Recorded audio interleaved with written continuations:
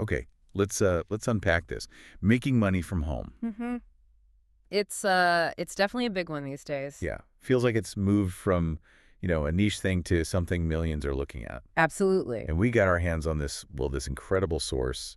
It's like a deep dive itself, actually. Right. It explores over 50 different legitimate ways people are earning income without, leaving the house. It's really comprehensive. Goes way beyond just like standard work from home jobs. Totally. Covers a huge range, Mm. different activities, different skill levels needed. Mm-hmm. So our mission today, really, for you listening, is not just to rattle off a list of 50 things. No, that wouldn't be too helpful. We want to cut through it, pull out the surprising bits, the key insights. The stuff that's really important if you're trying to figure out, okay, where do I fit in this? Exactly. Because this source, it doesn't just list stuff. It gives you a feel for the commitment needed. Yeah, and crucially, how long it might take to actually see money. They call it time to monetize. Ooh, time to monetize. I like that. Yeah, it basically means, from when you start doing the thing to when you get your first payment. Could be days, could be weeks. Or even months, I suppose, if you're building something up. Exactly. And it also touches on what kind of income might be realistic based on their research. Okay, perfect. So let's jump in. Where does the source suggest starting the quick entry points? Yeah, the fast and easy stuff, things that typically need, minimal skill or time up front. Gotcha.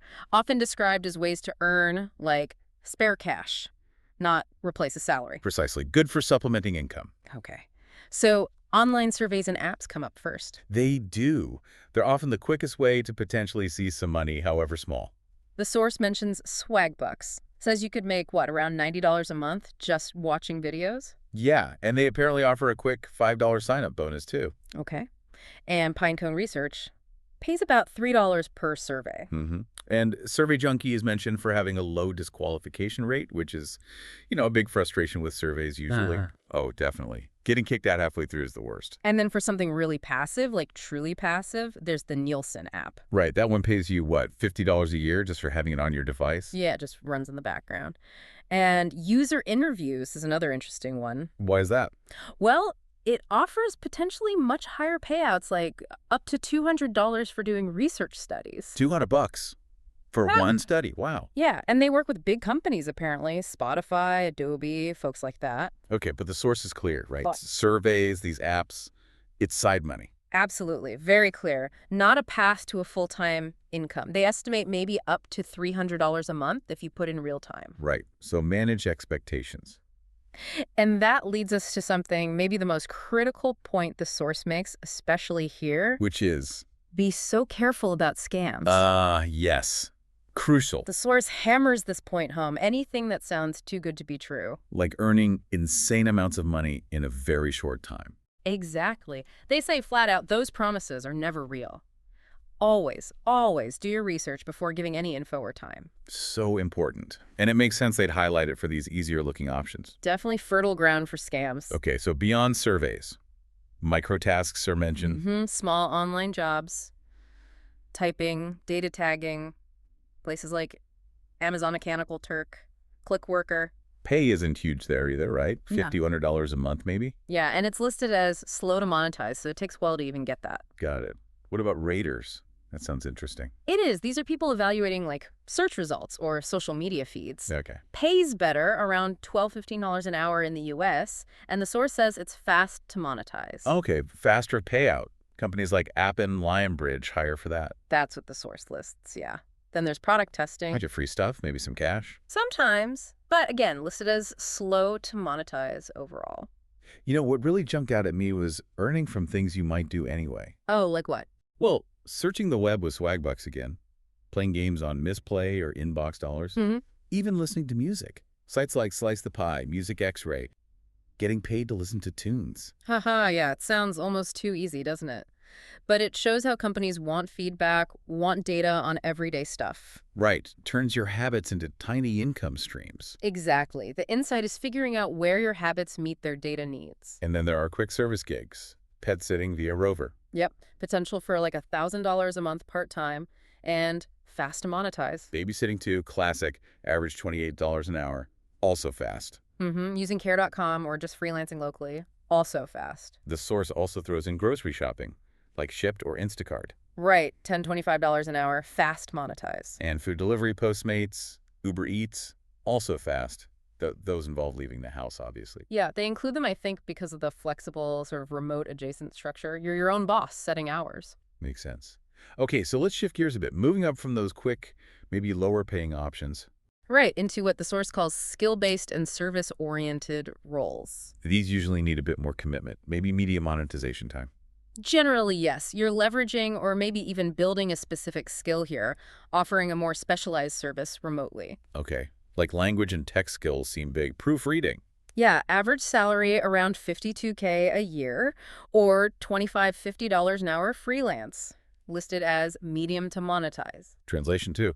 Around 45K average, depends on the language pair, also medium. Correct. And transcriptionist turning audio into text around $30 an hour online, medium monetize. Captioning videos, similar bracket. Yep, 51K average salary, medium monetize. And then there's a niche one, scopist. Scopist, what's that? Editing legal transcripts for court reporters needs specific training, apparently. Yeah. But experienced ones can make around $2,000 a month, also medium monetize. So if you've got a good eye for detail, strong language skills, solid remote paths there. Definitely. And it shows how many, core business functions can be done remotely now. Which brings us to admin and support roles. Exactly. Virtual assistants, or VAs, can make $35, $50 an hour. Do you need experience? The source says. It says experience helps, obviously, but you can often start with some training. Medium monetize. Okay. Bookkeeping. If you're good with numbers. Big range there. $17, $60 an hour depending on training. Freelance status. Medium monetize again. Data entry jobs, average $18 an hour. But wasn't there another scam warning here? Yes. Good catch. The source lists legitimate companies, but specifically warns about scams in data entry, too. Echoes that earlier point. Be careful. Medium monetize. Got it. And chat agents for people who maybe don't want to be on the phone. Right. Non-phone support, usually $10, $15 an hour. Medium monetize. Tutoring also came up. That was listed as faster, wasn't it? Yeah. Fast to monetize. If you have teaching skills or subject expertise, companies like VIP Kid, kids teaching English overseas. Paying $14, $24 an hour. Around that, yeah. Or platforms for other subjects, too. It's cool how a passion like teaching can be monetized remotely like that. Definitely. The source also lists some creative service things.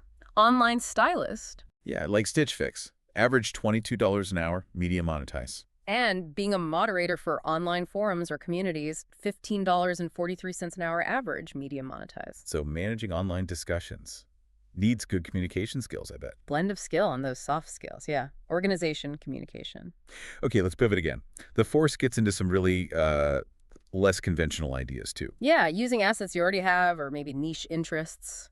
Gets creative here. Like using your actual physical space, renting it out. Mm-hmm. There's a platform called Neighbor mentioned. Lets you rent out like your garage, spare room, even a parking spot for storage. Really? And people make decent money. Source suggests $300, $500 a month average in high-demand areas. Lists it as medium to monetize. Wow, passive income from empty space. That's interesting. Similar idea with renting your car on GetAround or a room on Airbnb. Or just selling stuff online, right? Electronics on Declutter, other things on eBay, Craigslist. Exactly. Those are generally slow to monetize, though. Takes time to list, sell, build up. Makes sense. What about those really unique passion-based things? Flower parties. Haha. Yeah. Alice's Table is mentioned for hosting flower arranging parties. Monetization depends on getting clients, so listed as slow. Cooking for others, like hosting dinners through Eat With. Or writing recipes, being a recipe tester maybe. That paid around $17 an hour. But also slow to monetize, probably need to build a name. Yeah, it depends on clients, reputation. Being a local tour guide is another one. Oh, yeah. That varies a lot there, I imagine. Hugely. $50 to maybe $2,000 per tour, depending on the group. Slow monetize, needs local knowledge, good communication. Getting paid to show off your city or cook. Pretty cool. It really broadens the definition of work from home, doesn't it? It does. Even getting paid to stay active. Healthy wage. Right. You can win money up to $10 for hitting weight loss goals. Monetization depends on if you win, obviously. And Sweatcoin gives you coins for walking. Yeah, redeemable coins. That's slow monetized for the coins themselves. The incentive angle is kind of surprising. It really highlights the sheer range in the source. Oh, and another passive one. Advertising on your car. Just letting a company put ads on your car. Yeah, passive income while you do your normal driving. That one was listed as fast to monetize. Okay, interesting. So final section. This is where we get into maybe building a real business. creative stuff. Right. High potential, usually higher commitment, often start as side hustles but can scale. Typically slow to monetize at the beginning while you build. Right, you're creating something bigger, like content creation, Mm-hmm. blogging. Mm-hmm. Source says blogging can be full-time income or more, but it's definitely slow to monetize. Need consistency, a good niche, hosting. YouTube too. Hmm? Partner program pays, what, 3 to 5 per 1,000 views? Yeah, plus other income like affiliate links, sponsors, slow to medium monetize. Influencer marketing, even micro-influencers. Can earn $200, $500 per project, Source says. Depends on your following engagement. Slow monetize. Podcasting, like what we're doing now, sort of. Haha, yeah. Potential for okay, 5K a month or even more. Ads, sponsors, slow monetize. Got to build that audience first. Building an audience, building a brand, that's the key there. Absolutely. Then there's selling actual things. So many options listed. Flipping thrift store finds. Yeah, buying low, selling high. Source suggests maybe $500 1K a month if you do it full time. Slow monetize. Baking dog treats, that was specific. Right, niche. But potential for $500 1K a month, scalable medium monetize, doesn't need huge investment up front. Selling printables online, that one sounded intriguing. It did. Average $500 1K a month, but potential for 6 figures. And listed as fast to monetize once you've made the printable. Wow, okay. Subscription boxes, e-commerce stores, drop shipping. All listed. All Okay. slow to monetize generally. Income depends heavily on your products, your marketing. Yeah. Platforms like Shopify, WooCommerce mentioned for e-commerce. Drop shipping is where you don't handle inventory, right? Correct. Supplier ships direct. Still slow to build up. Amazon FBA is another path. Finding items, selling via Amazon's fulfillment. Up to 1K a month potential, slow monetize. The variety of what you can sell is amazing. It really is. And you can build service businesses too. Home staging, Yeah, average $49K a year, slow monetize. Needs a creative eye. event planning, Yeah. 53K average, slow monetize. Certifications help there. Even niche stuff like being a Pinterest VA. Managing Pinterest accounts for clients. Beginners making $150, $400 a month per client. Slow monetize again. Mm-hmm. And then freelance writing gets a big mention. High potential there, right? Beginners, $5,300 per piece. But experienced writers can earn $200 plus a year, Source says. Medium monetize, lots of online gigs. Finally, creating online courses. Yeah, average earnings, 1K, 3K a month. Top folks up to $100K a year. Medium monetize, great residual income potential once it's made. Woo. Oh. Okay, so looking back at everything from this source, it's just a huge spectrum. It really is. The core insight is that there are so many possibilities, from earning a few bucks watching TV. To building a 6-figure online business, selling printables or courses. Incredible range. It shows making money from home isn't just one path. It's a whole ecosystem. And the right path for you depends on, well, everything. Your skills, goals, time. How much commitment you're ready for. So the source boils it down to some key tips, doesn't it? Regardless of the path. It does. Number 1, do your Dig kind. deep. Don't just take claims at face value. Yep. Also, look locally. Sometimes good opportunities are closer than you think in local groups or forums. And that scam warning again. Cannot stress it enough. Absolutely. If it sounds too good to be true, promising insane amounts of money in a very short time. It is too good to be true. It's a scam. Avoid. Period. So you can see from the source, it's definitely possible to make money from home, whether it's extra cash or a full business. But it takes research, realistic expectations, and choosing something that actually fits you. Exactly. We've really only skimmed the surface here, pulling examples from this huge list of 50-plus ways. Highlighting the different levels of effort, skill, potential income. So thinking about all these different paths the source laid out, from surveys to e-commerce. Which one maybe surprises you the most as a legit way to earn from home? Or maybe thinking about the business ideas, the flipping, the courses, the writing. Is there one that you've already kind of thought about pursuing, maybe as a side hustle? And if so, based on that need for research, what's maybe one small first step you could take, maybe even today, just to explore that one idea a little more? Yeah, just something to think about as you navigate this whole landscape.